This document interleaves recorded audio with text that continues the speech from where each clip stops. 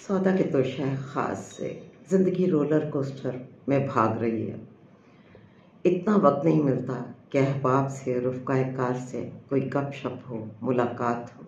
गुज़िश्ता बरस एक तकरीब में अपनी बहुत प्यारी दोस्त, रफ़ीक़े कार, इंतहाई काबिल एतमाद और मुख़लिस इंसान, उनसे लंबी गपशप का मौका मिला। उनके साथ मैंने अपने करियर के शुरुआती सालों में भी काम किया। उन्होंने मुझसे जुड़े बहुत तकलीफ़ दे वाक़े का ज़िक्र किया। मेरे उस पूरे किस्से को सुनने के बाद एक ना ख़त्म होने वाला रंज और अज़ियत थी। मुझे मालूम ही नहीं था कि अनजाने में मैंने किसी को इतनी अज़ियत से दो चार किया कि एक इंसान ने अपनी ज़िंदगी के प्राइम ईयर्स, एनर्जी का पीरियड सिर्फ मेरी वजह से बर्बाद कर लिया। मैंने कभी डेलिबरेटली ये नहीं चाहा कि लोग मेरे वजूद से तकलीफ़ का शिकार हों, लेकिन अनजाने में ये गलती हो गई। और तब मुझे अंदाज़ा हुआ कि जिस तरह से सरतान हमारे जिस्म को बेबस कर देता है और अभी तक कैंसर के ज़्यादातर अक़साम या उसकी 4 स्टेज लास्ट स्टेजेस का इलाज नहीं है, बहन वैसे हमारी रूह को हसद खा जाता है। इशफाक साहब कहते हैं कि हसद की बुनियादी वजह खुदा की तकसीम पर इख्तलाफ है।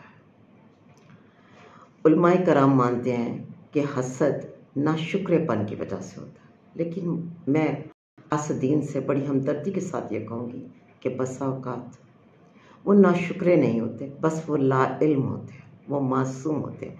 लाइल्म कैसे होते हैं? खुदा ने जो जो नेमतें दी होती हैं उन्हें उसका अदराक नहीं होता। एट द सेम टाइम दूसरों के पास जो मुश्किलात होती हैं, जो दुख होते हैं, जो अज़ियत होते हैं, वो उनको भी नहीं देखते। इस वजह से वो हसद का शिकार हो जाते हैं। ये वाक़या है मेरी सीनियर कलीग का।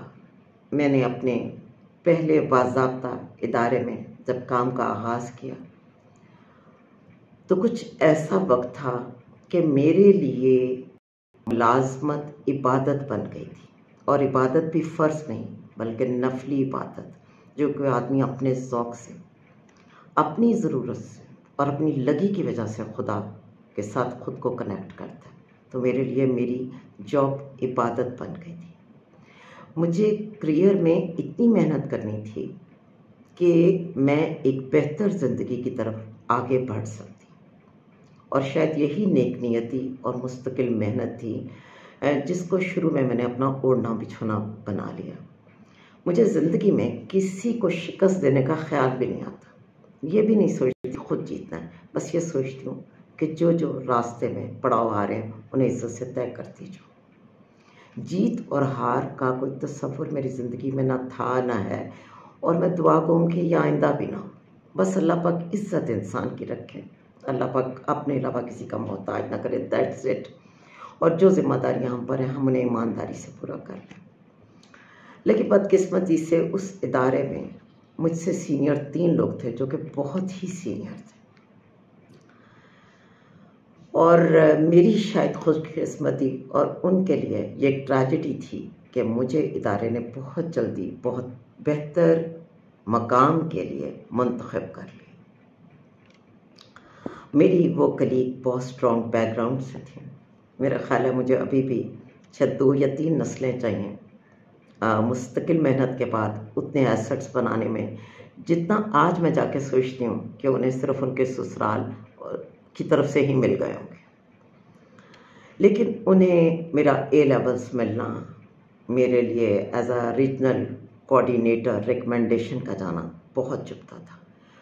उस ज़माने में कोई ऐसा तरीका नहीं होगा जो उन्होंने मुझे जलील करने के लिए, तकलीफ़ पहुंचाने के लिए ना अपनाया हो। वो इस हद तक मेरे ताक़ुब में थी कि मेरा एक बहुत बुरा एक्सीडेंट हुआ तो वो मेरे इदारे में गईं, और वहाँ पर वो स्टूडेंट्स को कहती थी कि वो एक लेटर लिखें जिसमें ये बताएं कि मैं कैपेबल टीचर नहीं हूँ।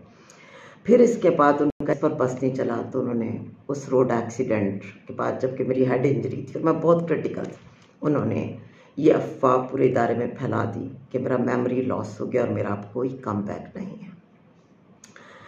गर्ज के कोई ऐसी सतह गिरने की हो नहीं सकती। वैसे भी बुलंदी के तो कोई लेवल्स होते हैं, गिरने की तो होती नहीं है।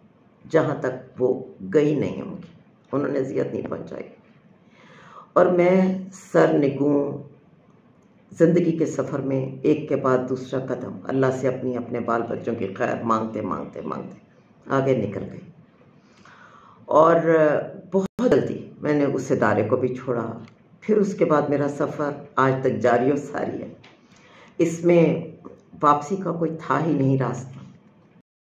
लेकिन मेरी कलीग ने मुझे ये बताया कि अब से 2-4 साल पहले उनके का इंतकाल हुआ। मैंने अफसोस के लिए कॉल भी की, लेकिन उन्होंने बड़ी तजलील के साथ उस फ़ोन को बंद किया।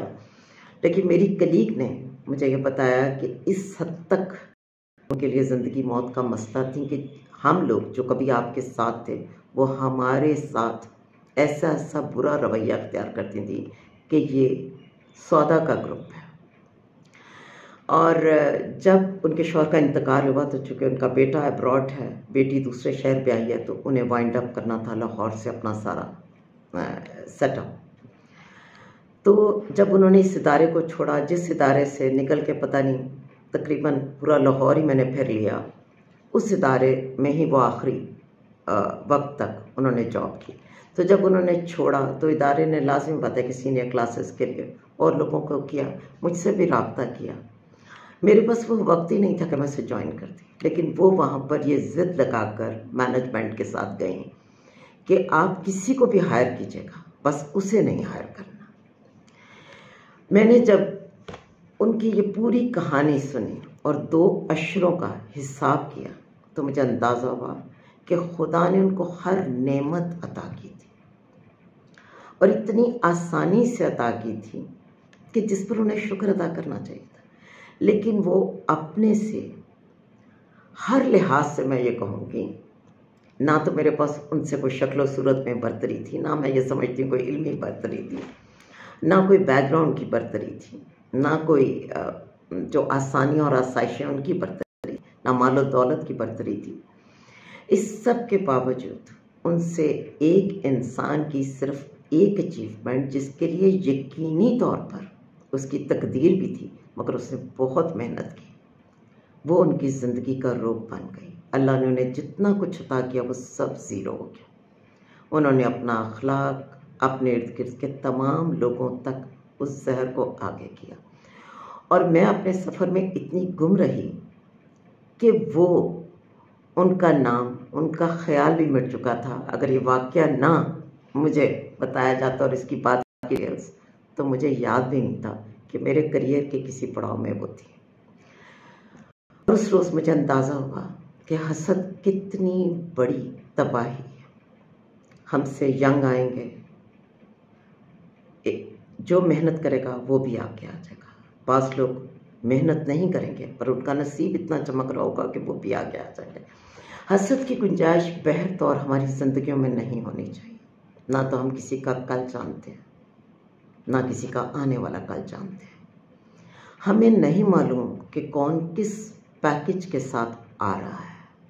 हम किसी एक जगह, किसी एक नुक्ते, किसी एक मकाम पर किसी इंसान की कामयाबी से ये नहीं तय कर सकते कि अब हमने उसके लिए चलना है, अब हमने उसके लिए कुएं खोदते जाना है। सो लर्निंग ये है कि हमें सीखना होगा कि मेरे रब ने जिसको जो अता करना है वो उसने करके ही रहना है। तो अपने आप को क्यों इतना कमज़ोर, इतना कमज़ोर इंसान बना ले कि हम लोगों की कामयाबियों से चले। क्या ये ज़िंदगी इतनी लंबी है कि हम बैठे रहेंगे और ये नेमतें सदा हमारे साथ रहेंगी? नहीं, ये ज़िंदगी बहुत मुख्तसर है। अपने रब की जो नेमतें आपको मिल गई हैं उनके शुक्र के लिए, वो एक दिन जो खैर आफियत से गुजर गया उसके शुक्र के लिए, वो रिस्क जो अल्लाह पाक ने आपको पाक और हलाल तरीके से दे दिया, वो सुकून, वो मोहब्बतें, वो रिश्ते, वो एहतराम जो परवरदिगार ने आपके हम रकाब कर दी। हसद सिर्फ़ और सिर्फ नाशुक्रेपन की वजह से नहीं आता, बल्कि लाइल्मी की वजह से आता है।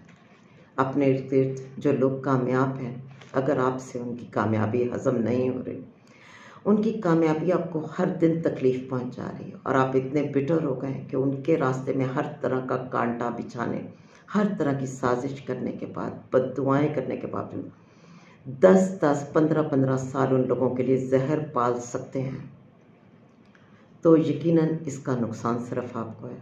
आपको चाहिए कि आप कोशिश करें उन लोगों की ज़िंदगी की तलखियों को भी जानने की।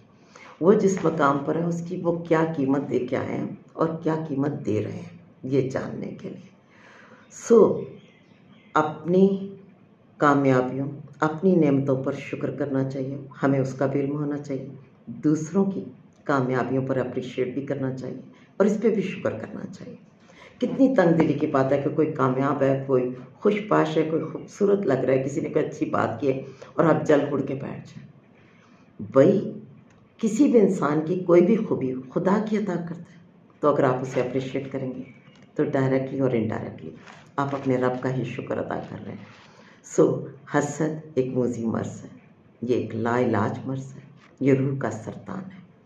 इससे हमें बचना है, कोशिश करनी है। अगर कभी किसी की कामयाबी आसानी देख के दिल पर बोझ भी आ जाए तो उसी वक्त अपने दिल की भल सफाई करनी है, इसको क्लियर करना है। इंसान दूसरों की नेमतों पर जलने के लिए नहीं, सिर्फ अल्लाह ने जो उसे नेमतें दी हैं उनका शुक्र अदा कर ले, यही उसके लिए बहुत है।